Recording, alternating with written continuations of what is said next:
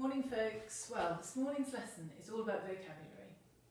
In poetry, you have to think of the right word. I know we're after that in story writing as well, very much.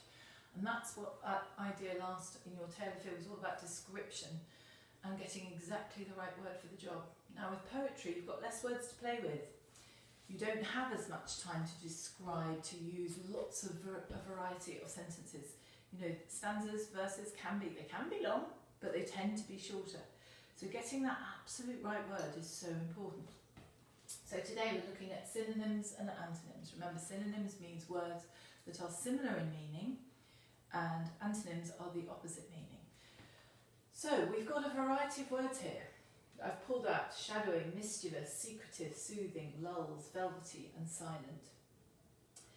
First job today is to use these words in short sentences so you can build up some sort of description about darkness. You know, shadowy, what could we have? Shadowy, what shall we do? Shall we personify it? So shadowy fingers, grasp the edges of the sunlight or the sunbeams.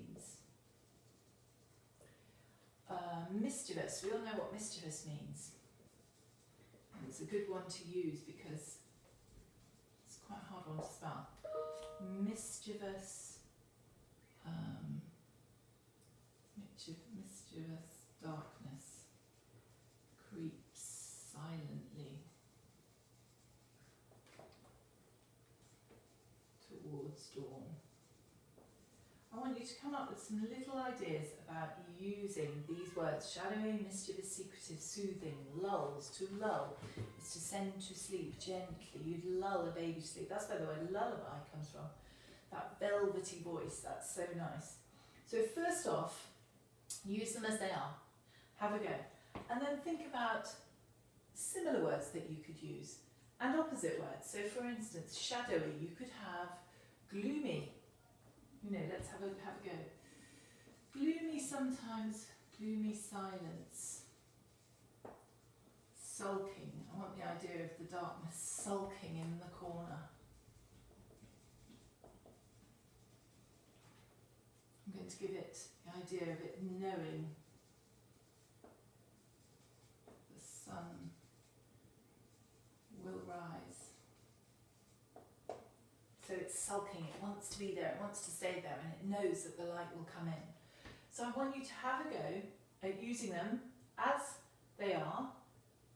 Think of some synonyms, use your thesaurus online or if you have one at home, and find some antonyms, some opposite words, and some synonyms, some similar words, and just play with the words today.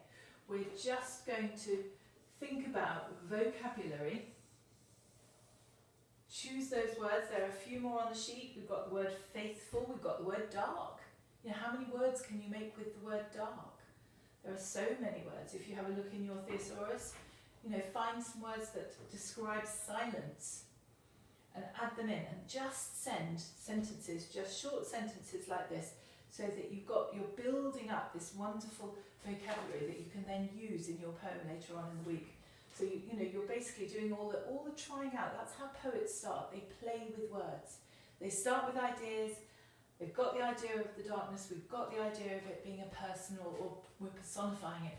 But we want to then start to play with those words, play with the sentences, and then you come up with something. You know, stories are very planned, very set out, very, you know, follow a set pattern. Poetry can really just, it's almost so much looser. That's why it's so wonderful. You can play with it, you can swap things around, you can decide that, you know, maybe I like this one up here. And you can start to build all those ideas to make your poem. So have fun with it today. It's all about the vocabulary. And please can you send me some of these sentences? We'd love to share them. We'll put them up on the videos again.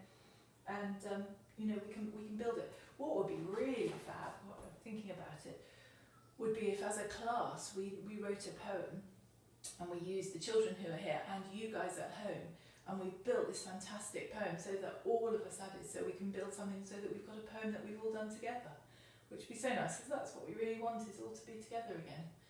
So come on, bring me bring me your sentences in as fast as you can. Have fun with them. See if you can use alliteration. Wonderful. Onomatopoeia, think of the sound that silence might make, or the sounds that you might hear within the darkness. You might hear owls, you might hear, I don't know, scuttling, scratching. You know darkness. You can hear things very much in the dark, can't you?